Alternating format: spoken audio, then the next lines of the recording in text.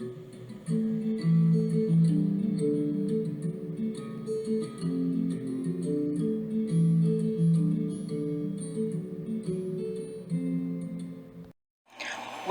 to the Teacher's Lounge.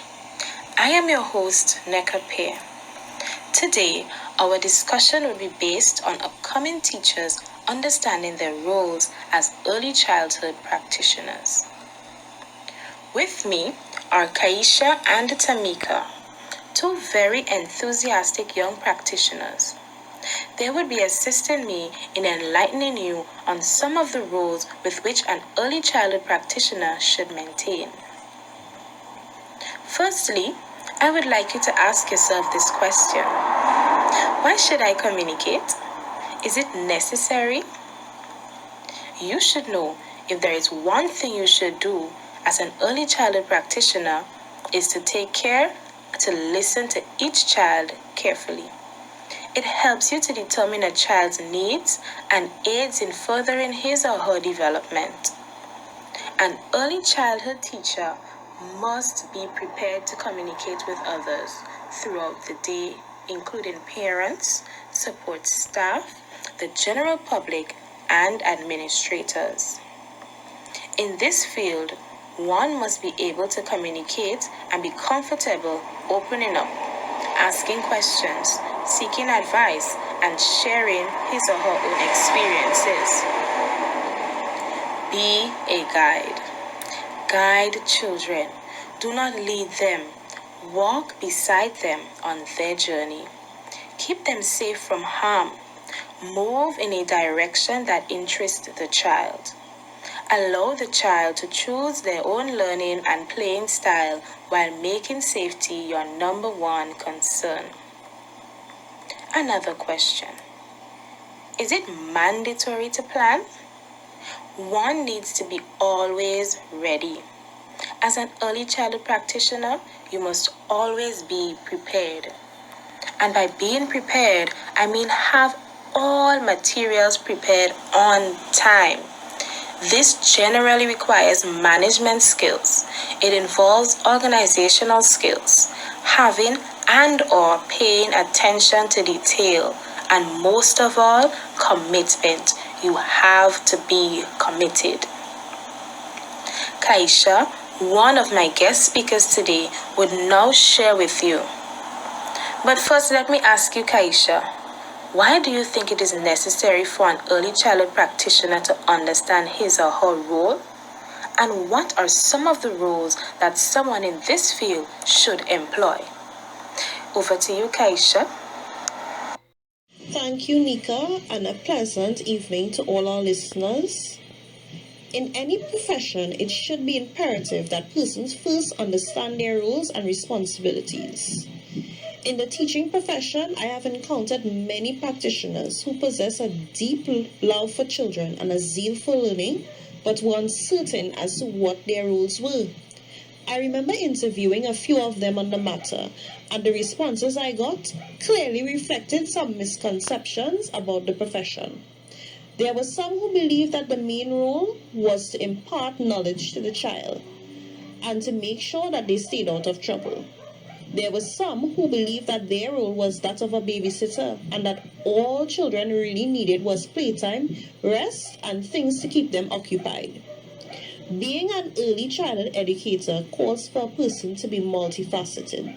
That is to take on a variety of different roles and responsibilities to ensure that children can get the best educational experience possible. Today, I am going to talk about three of these roles. They are the teacher as a motivator, a disciplinarian, and as a professional advocate. Being a motivator is an essential role because motivation, as we know, is a driving force to accomplishing goals and attaining success. Students who are motivated, I have found, learn more effectively. We are the cheerleaders of the children in our care because it is our job to engage them and encourage them as they learn new skills and about the world they live in. Children sense the confidence adults have in them when they are praised and given incentives to try new things. Our role as motivators help to give children a good self-concept, and self-esteem, which encourages future learning. Another critical role that we assume as educators is that of disciplinarian, a role not to be taken lightly. One of the major skills that our students must learn at early childhood level is how to socialize and get along with each other. This can prove to be a challenge because at this level, children are egocentric. This means that they are unable to take the viewpoint of others because to them only their views and desires matter, which can result in unacceptable behavior. We, as educators, want to utilize positive methods of discipline rather than punishment. Our goal is to help them understand what is acceptable and unacceptable behavior. This then calls for us to understand our children's behavior as well as helping them to make better decisions when dealing with conflict by setting rules to guide them. Rules need to be explained, practiced, and enforced consistently. Children must be aware of the rewards and consequences for keeping or breaking the rules. We want to ensure that our children are not afraid of us for enforcing discipline, but to understand why it was administered and that we still care about them. Let's talk about teachers' role as professional advocates. An advocate is a person who supports or promotes the interests of others. As early child educators, we are the advocates of children in our care as well as their families. We advocate for our students' individual needs and for educational policies to be reviewed and revised to ensure that children receive the best educational programs available. This calls for teachers to be proactive and willing to work with a number of agencies and stakeholders. It calls for educators to be versed in specific areas of education policies and to be willing to attend educational workshops, seminars, and conferences. These are just some of the roles that we as early childhood practitioners perform. I will now pass you on to Tamika, my friend and colleague from Barbados, who will share some other roles with you. First, let me thank you, Nneka, for having me on your show.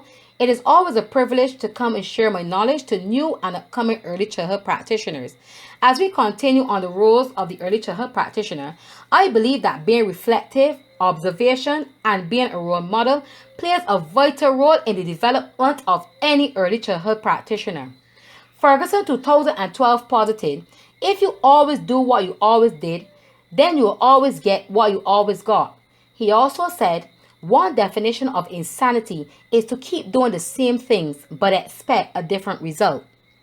Being reflective helps you, the practitioner, to determine or highlight your weaknesses and strengths. When I am reflecting, I normally ask myself these questions: why, what, how, who, or where. For example, why haven't I met my objectives? What were my daily goals? How will I ensure these children develop holistically? Who does this lesson or activity caters to? Where have I gone wrong?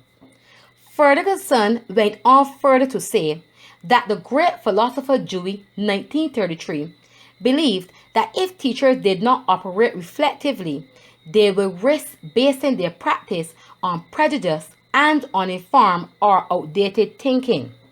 Food for thought. Now let's take a look at observation. You may ask yourself, why should I observe? Well, according to Foreman and Hall 2005, through observation, you, the practitioner, gets the opportunity to discover the interests of the children, assess their levels of development, see the strategies they use to solve problems or reach their goals, highlight their strengths and weaknesses, and also learn their different personalities. Could you imagine what would happen if you planned a lesson or activity without previously observing the children? I could only imagine how frustrated you, the practitioner, would be if it turned out to be a total disaster. Finally, being a role model, my favorite. As we all know, children are like little sponges, and so they absorb everything around them, whether negative or positive, and sometimes takes what they have absorbed into adulthood. Poloni 2016. Therefore, You, the practitioner, should model the behavior you wish to see displayed within the early childhood environment. Always remember, we are modeling these children to be positive, influential leaders for the future. Wow, such important information given by my two colleagues, Kaisha and Tamika. Now for the conclusion. The roles identified here at the lounge are not given any typical order of importance, nor is the list all-inclusive, but each individual must decide which role to embrace and which roles to reject.